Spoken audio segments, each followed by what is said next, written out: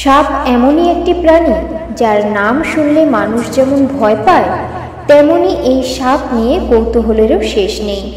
হিন্দু ধর্মগ্রন্থেও সাপেদের মাহাত্ম্য বর্ণিত রয়েছে। সাপেদের ঘিরে আজও নানান রহস্য রয়েছে। রহস্যে ঘেরা সাপেদের মন্দির।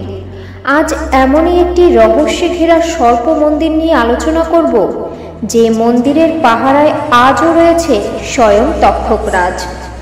মন্দিরটি বছরে মাত্র একবার একদিনের জন্যই খোলা হয়, কিন্তু কেন, কি ঘটে বন্ধ মন্দিরে?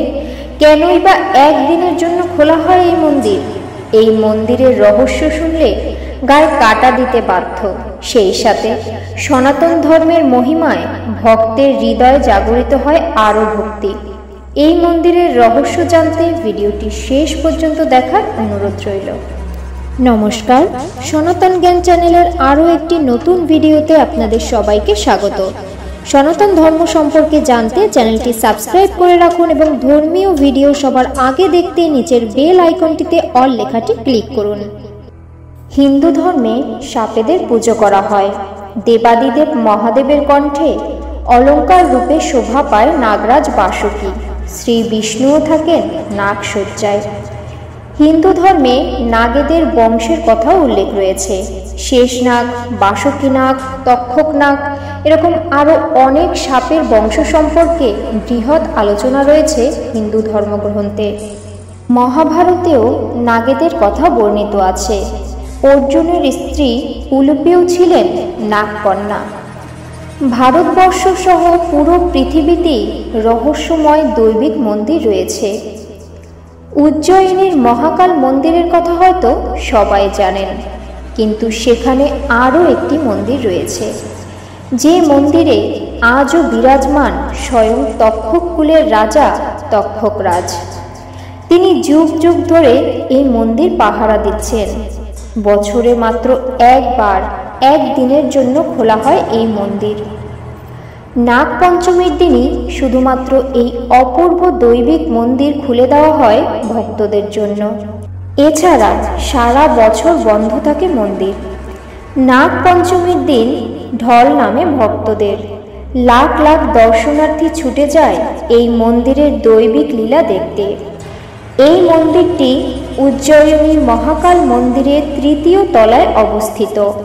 এই মন্দিরের নাম নাগচন্দ্রেশ্বর মন্দির। এই মন্দিরের বিগ্রহের মতো এমন বিগ্রহ আর কোথাও নেই। এখানে মহেশ্বর, মাতা পার্বতী, শ্রী গণেশ, নন্দী মহারাজ, দেবী বাহন সিংহ আর হনুমানজি একই সাথে বিরাজমান। আর তারা বিরাজ করছেন নাগের উপর। অন্যান্য জায়গায় শ্রী বিষ্ণুকে নাগসজ্জায় দেখা যায়, কিন্তু এখানে মহাদেব নাগের উপর বিরাজমান। পৃথিবীর আর কোথাও এমন বিগ্রহ নেই। জানা যায় এই বিগ্রহটি নেপাল থেকে আনা হয়েছিল। এই বিগ্রহটি একাদশ শতাব্দীর।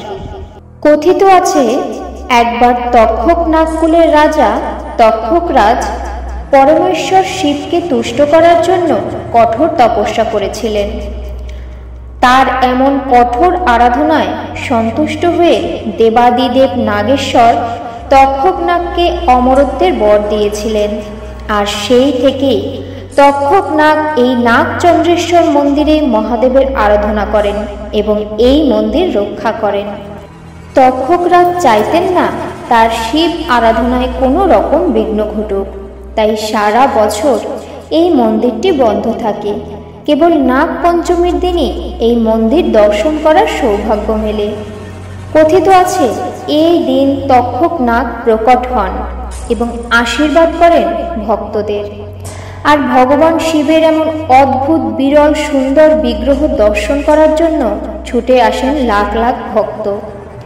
আর একবার তক্ষক নাগকে দর্শনের জন্য ছুটে যান দর্শনার্থীরা। শোনা যায় এদের মধ্যে কারো কারো সৌভাগ্য হয় স্বয়ং তক্ষক নাগকে দর্শনের। তবে বিশাল আকার তক্ষক রাজের দেখা খুব কম ভক্তরাই পেয়েছেন। শোনা যায় অনেকেই বহু মাথা বিশিষ্ট তক্ষক নাগের কেবল চোখের দেখা পেয়েছে।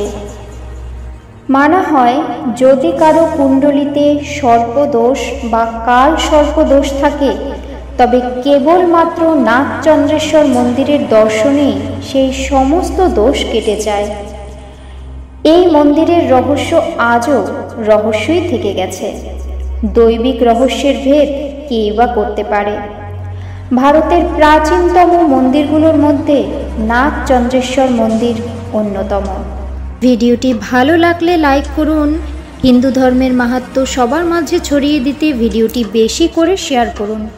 এরকম আরও ধর্মীয় ভিডিও, পৌরাণিক কথা এবং বিভিন্ন দেবদেবীর পূজা পাঠ সম্পর্কে জানতে সনাতন জ্ঞান চ্যানেলটি সাবস্ক্রাইব করে রাখুন। ঈশ্বর সবার মঙ্গল করুন।